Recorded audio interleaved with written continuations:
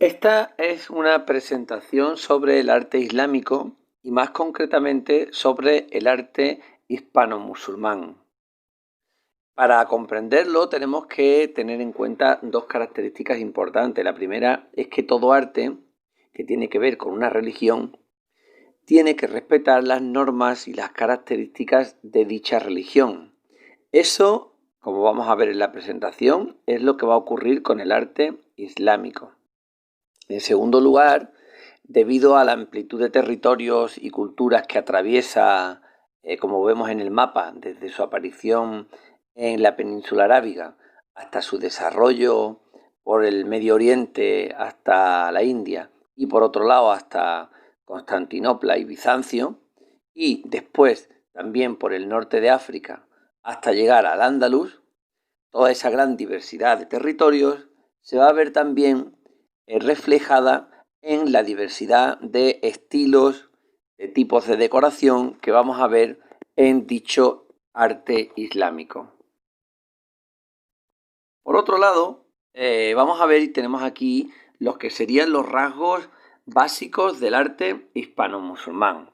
Y vamos a ver dos características principales. Como ya hemos dicho, por un lado, su carácter sincrético, es decir, que adopta elementos artísticos de otras culturas. Y eso lo vamos a dividir en dos puntos. Por un lado, culturas anteriores. Cuando los musulmanes llegan a la península ibérica, se van a encontrar con un pasado romano y visigodo que van a utilizar en sus obras.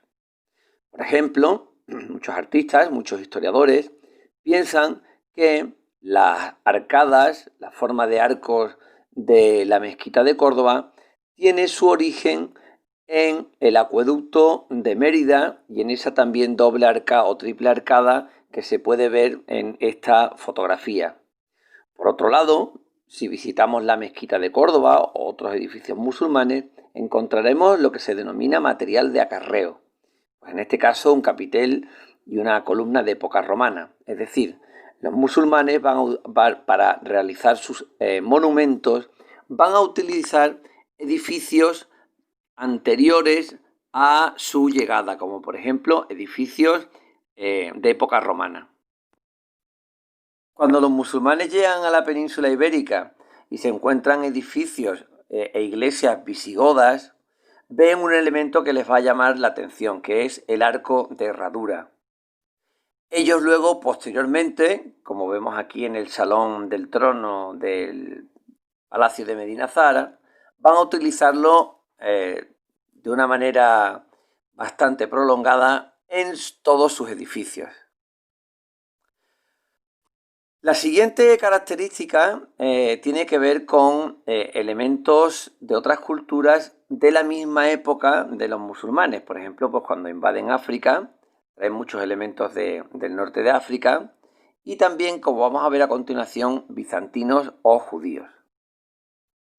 En este mapa vemos la ubicación exacta de Constantinopla y, por otro lado, de la ciudad de Córdoba, porque aquí observamos lo que es el mihrab de la catedral, de la mezquita de Córdoba. Y bueno, pues como sabéis o como sabemos, el emperador de Bizancio mandó a una serie de artesanos bizantinos que eran especialistas en mosaicos trabajando con pequeñas teselas doradas, que bueno, pues se encontraba concretamente ese Cristo que se encuentra en la iglesia de Santa Sofía de la antigua Constantinopla y de la actual Estambul. Aquí tenéis una imagen general. Junto a los rasgos que tienen que ver con el carácter sincrético, conseguidos de otras culturas, vamos a encontrar también un predominio fundamental de la arquitectura. Y ello es debido a la prohibición coránica de representar animales y la forma humana, lo cual va a hacer que el arte islámico se oriente fundamentalmente a los edificios. Aquí vemos una miniatura en la cual se ve Mahoma con la cara tapada y vemos el interior de una mezquita moderna donde no apreciamos ningún tipo de decoración. Como digo, en el arte musulmán, el hispano-musulmán, va a predominar la arquitectura y, lógicamente, una gran cantidad tiene como principal característica sus elementos, sus abundantes elementos decorativos. El primero, debido, como hemos dicho, a la prohibición coránica de la representación humana. El primero de los elementos van a ser los tipos de arcos. Nosotros nos vamos a detener concretamente en tres tipos. En primer lugar, el arco de herradura, que ya hemos visto que es de influencia visigoda. En segundo lugar, lo que se denomina el arco trilobulado, es por esas tres formas de lóbulo que tiene.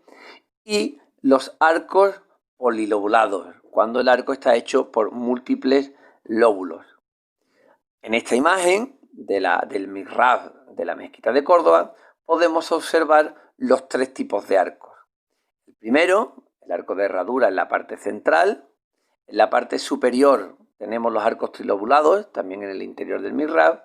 Y finalmente, en estos dos laterales, pues tenemos un ejemplo de arcos polilobulados. Existen otros muchos tipos de arcos, como por ejemplo estos arcos de herradura entrecruzados que están a las afueras también de la mezquita de Córdoba.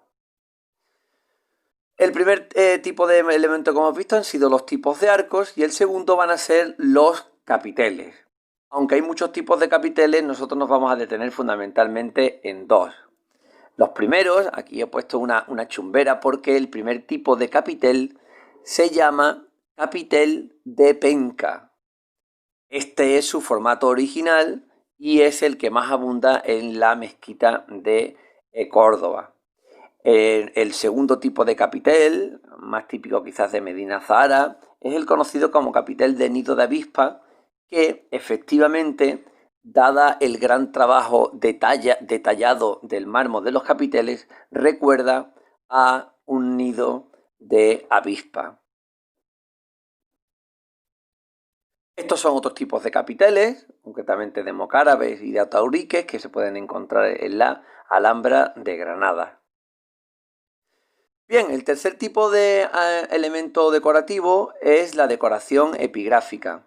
Como sabéis, el tipo de escritura árabe, por su caligrafía, la hace muy adecuada para decorar las paredes, los frisos de las distintas estancias de los edificios musulmanes.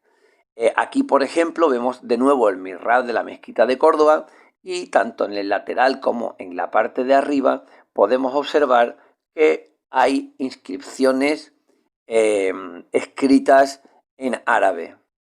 Aquí vemos también azulejos, tanto en la parte superior como en la parte inferior, se mezclan los motivos vegetales con motivos epigráficos o de escritura. El cuarto motivo es la decoración de tipo vegetal.